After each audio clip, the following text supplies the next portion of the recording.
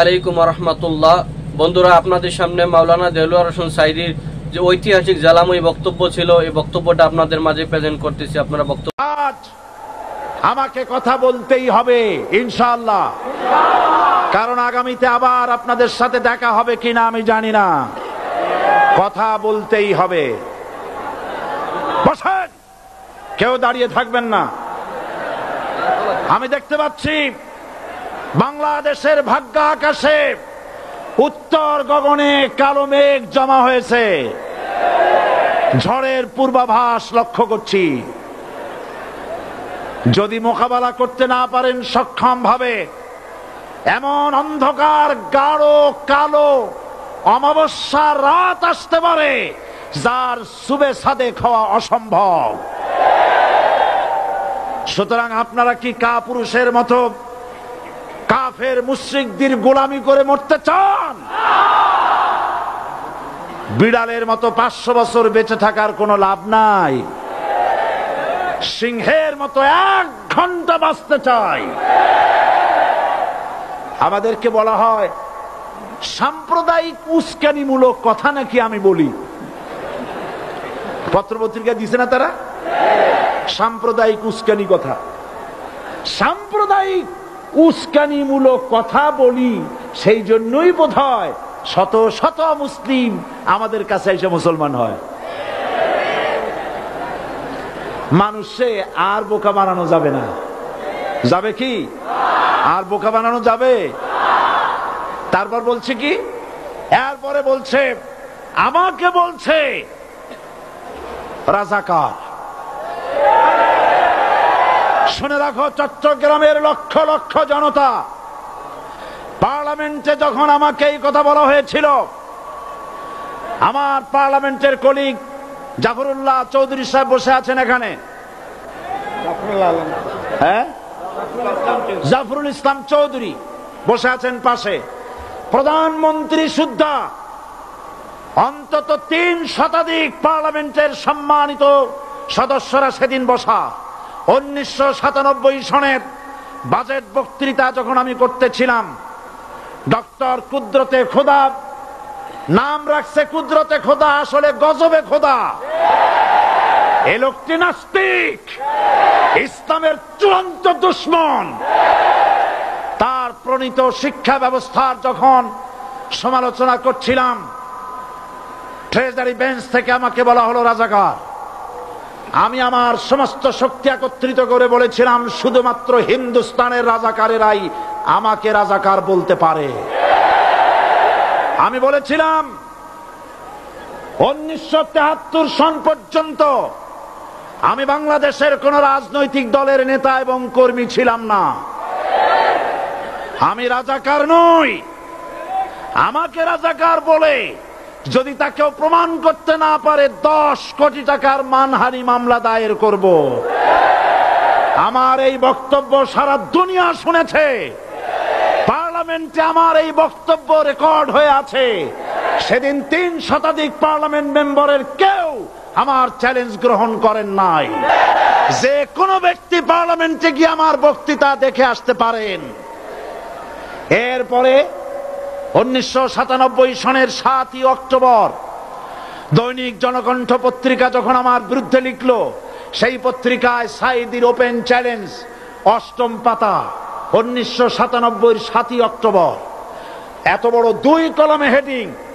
সেখানে আমি বলেছি, বাংলাদেশের সকল সাংবাদিক, গোয়েন্দা বিভাগ, বাংলাদেশের সকল বুদ্ধিজীবীকে আমি আমার পিরোজপুরে আমন্ত্রণ করছি। আমার উপস্থিতিতে যদি কেউ প্রমাণ করতে পারে বাংলাদেশের স্বাধীনতা যুদ্ধের বিরুদ্ধে আমার কোনো ভূমিকা ছিল, সজ্ঞানে স্বেচ্ছায় জাতীয় সংসদের সদস্য পদ থেকে পদত্যাগ করব। 3 বছর পার হয়ে গেছে, আজ পর্যন্ত কেউ এই চ্যালেঞ্জের মোকাবেলা করে নাই। সুতরাং আমাকে যারা রাজাকার বলবে, তারা পিতৃ পরিচয়হীন অবৈধ সন্তান।